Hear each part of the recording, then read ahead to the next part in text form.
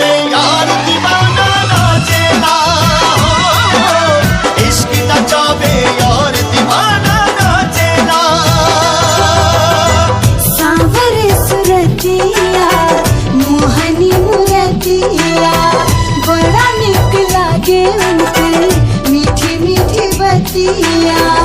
मुस्की पर राजा के लोभा गईनी जैसन सोचले रही हम वैसन सखी रे बरपा गईनी जैसन सोचले रही हम वैसन सखी रे बरपा गईनी।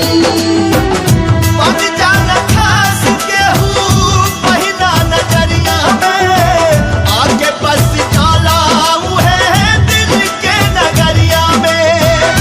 होके बेचैन नैना खोजे यार के, नशाई हा प्यार के की यार के दीदार के काला यार के दीदार, अपना यार के दीदार, काला यार के दीदार, अपना प्यार के दीदार।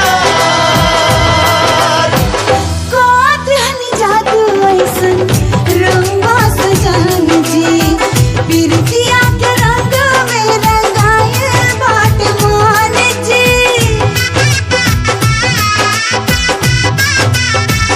हाँ, कोत हनी जादू ऐसन रंगा सजन जी, बिरतिया के रंग में रंगाए बाट मान जी। बिरतिया के रंग में रंगाए बाट मान गान, वानी अनमोल ए पलम जी सिंगार बन के आ गईनी जैसन सोचले रही हम वैसन सखी रे बरपा गईनी।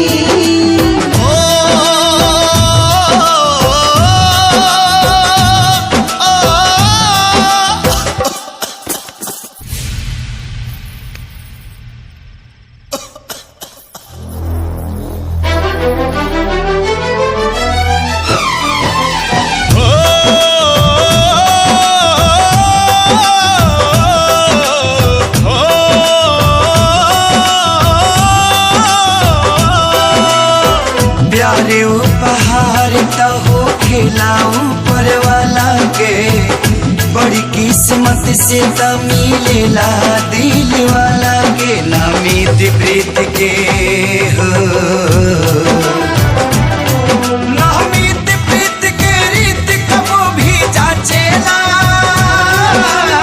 इसके नचावे यार दीवाना नाचेला है, इसके नचावे यार दीवाना नाचेला।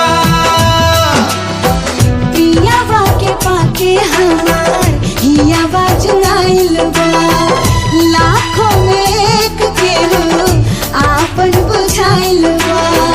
सैया जी के रंग में रंगा गईनी जैसन सोचले रही हम वैसन सखी रे